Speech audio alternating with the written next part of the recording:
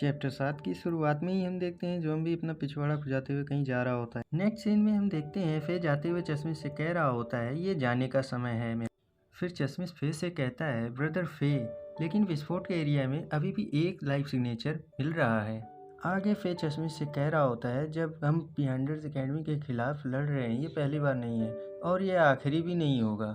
फिर चश्मिश कहता है ओके ब्रदर फे। फिर हमें आसमान का सीन दिखाया जाता है जहाँ पे वही प्लेन अभी भी उड़ रहा होता है। उसके अंदर हमें प्रेसिडेंट का सीन दिखाया जाता है जो कि गहरी सोच में पड़ी हुई होती हैं, कुछ सोच रही होती हैं और सोच क्या रहे होते मतलब वही है कि अपने ऊपर अफसोस जता रही होती हैं प्रेसिडेंट। फिर हमें दो लोग आपस में बात करते हुए दिखाए जाते हैं। वो कहते हैं प्रेसिडेंट के साथ आखिर क्या गलत हुआ है। तीसरा वाला कहता है इसके बारे में सोचो ज़रा यार, उसने पूरा जीवन ज़ॉम्बी के बीच में लड़ते लड़ते बिता दिया, लेकिन अंत में मिला क्या, केवल एक ने उसे बचा लिया। शायद इन्हें उसी बात की चिंता खाए जा रही होगी अंदर ही अंदर।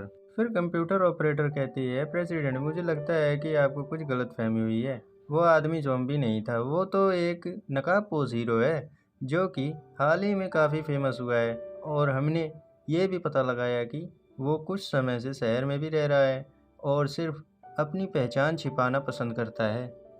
इतना सुनने के साथ ही प्रेसिडेंट गुस्से में वो टैबलेट विंडो हाथ में ही तोड़ देती है। फिर वहीं हमें धरती का सीन दिखाया जाता है। कुछ लोग पीछे मुड़ मुड़ कर देख रहे होते हैं, अरे ये क्या है।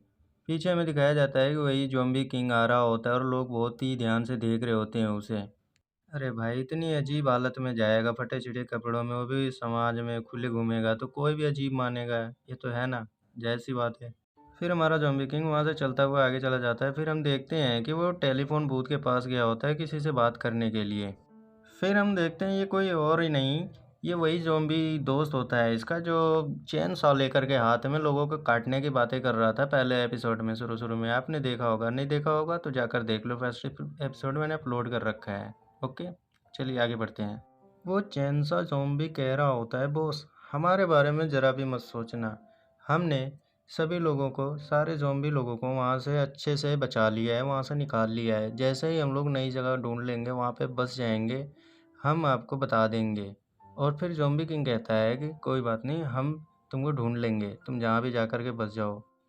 और हाँ, तुम्हारे बसते ही मुझे पता चल जाएगा तुम बस चुके हो और मैं वहाँ जल्दी से आ जाऊँगा तुम लोगों का पता लगाने के लिए, ठीक हो या नहीं। ये सब बातें कर ही रहा होता है, उस पर कैमरे से नज़र रखी जा रही होती है। हम लोग कैमरे को देखते हैं खिड़की के ज़रिए। आगे हम किसी अपार्टमेंट का सीन देखते हैं, शायद से इसी अपार्टमेंट में रेंट लेकर के रहता है हमारे। कमाल की बात तो ये है यारों कि उस पर नज़र वहीं पर नहीं, उसके यहाँ अपार्टमेंट में भी रख रहे हैं कैमरे से।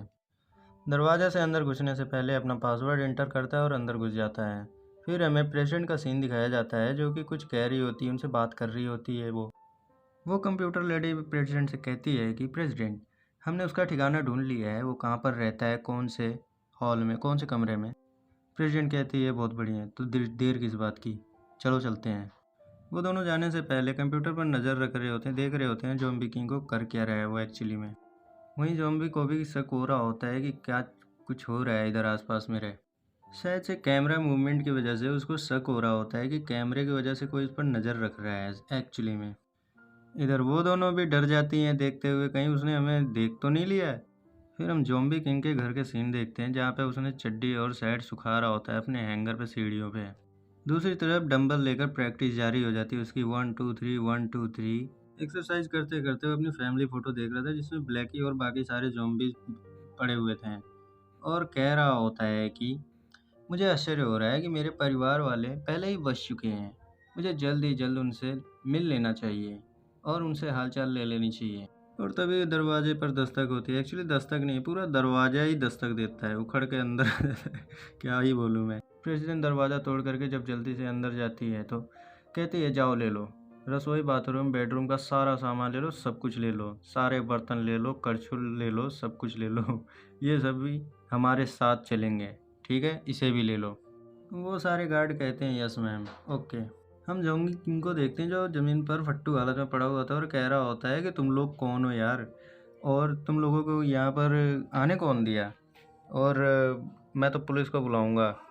प्रेसिडेंट ज़ॉम्बी को एक पर्ची दिखाते हुए कह रही होती है हम सब बियंडर्स एकेडमी से हैं, हम तो तुम्हें ये बताने के लिए यहाँ पर आए हैं कि एकेडमी ने तुमको स्वीकार कर लिया है अब से तुम हमारी बियॉन्डर्स एकेडमी के कैंडिडेट हो। ओके। प्रेसिडेंट अपने गार्ड से कह रही होती है कि इसको भी उठाओ अभी के अभी। गार्ड कह रहा होता है ओके मैम। ज़ोंबी किंग कह रहा होता है अरे रुको ज़रा 1 मिनट, तुम में सब्र नाम की चीज़ नहीं है, ज़रा एक्सप्लेन करो, अच्छे से बताओ कि क्या चल रहा है यहाँ पे, मेरे तो कुछ समझ में नहीं आ रहा। और असल में तुम सारे यहाँ कर क्या रहे हो, और ये भी बता दो कि क्या ज़ोंबी भी स्कूल जाते हैं। और इतना कहते ही ज़ोंबी को ज़ोर ज़बरदस्ती करते हुए मारते पीटते हुए वहाँ से उठा के लेकर के जाने लगते हैं और कह रहे होते हैं अरे अनुमान लगाना बंद करो, हम जानते हैं कि तुम एक इंसान हो, ले चलो इसे भाइयों। जिस दिन इनको पता चलेगा ना भाई ये सचमुच का इंसान नहीं एक ज़ोंबी है, उस दिन की फटके 4 हो जाएगी। मेरे को तो हंसी आ रही है इन पे।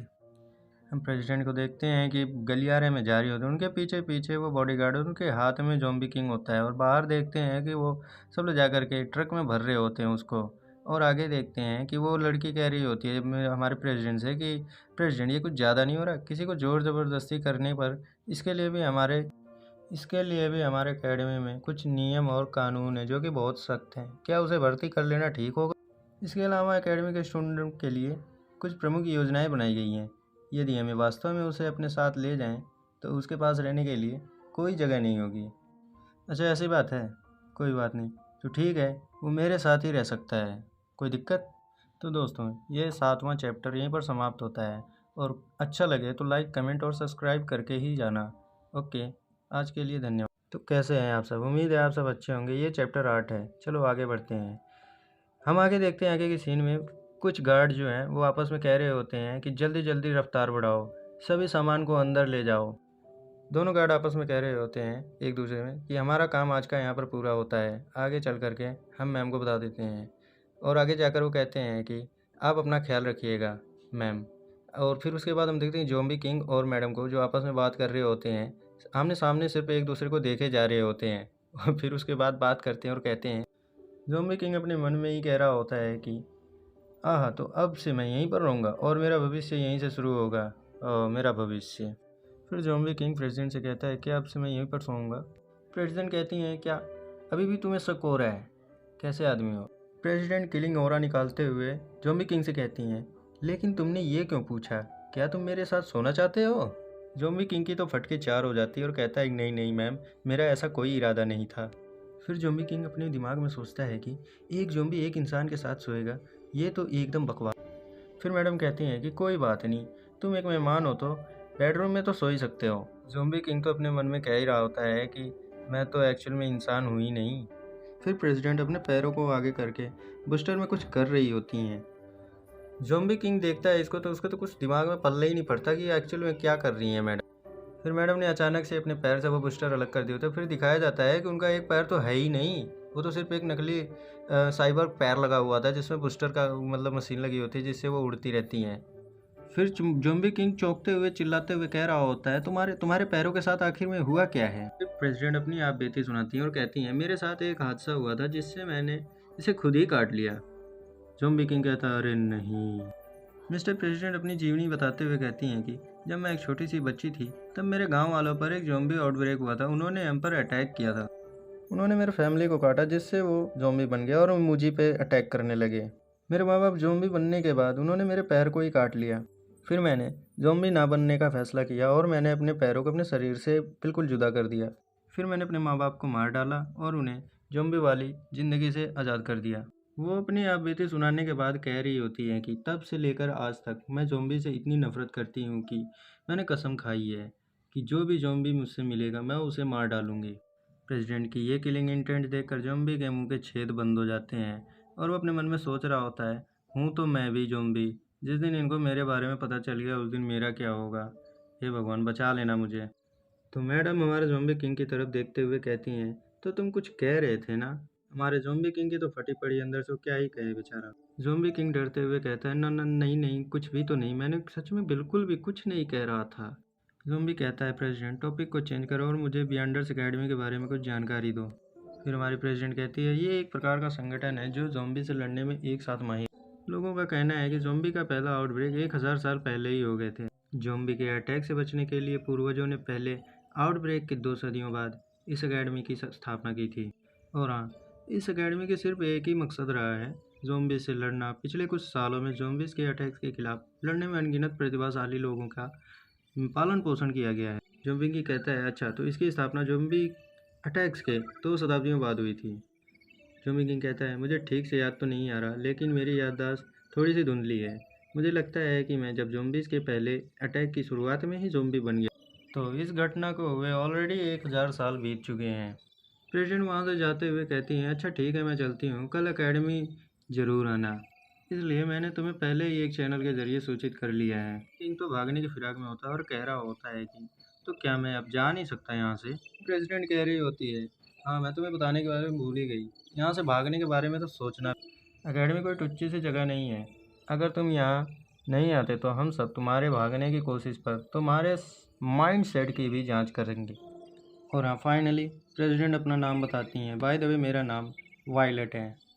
और हाँ कल तुम्हें डॉन ही एकेडमी लाएगा, मुझे यकीन है तुम उसके साथ कोऑपरेट करोगे और तुम उससे पहले भी मिल चुके हो और ये तुम्हारे स्वास्थ्य के लिए अच्छा होगा कि कल तुम आसानी से एकेडमी चले आना उसके साथ। ज़ॉम्बी कहता है, क्या मैं उससे पहले भी मिल चुका हूँ, मुझे कैसे नहीं पता। और ज़ॉम्बी किंग कहता है, लेकिन मैं तो डॉम नाम से किसी बंदे को नहीं जानता हूँ। और हमें कल का सीन दिखाया जाता है जो कि एकेडमी के बाहर किसी पिंक हेयर वाली लड़की को दिखाया जाता है जो उसके बाहर खड़ी होकर के कुछ देख रही होती है। अब मुझे नहीं मालूम, लेकिन ये इस चैप्टर में यहीं तक था।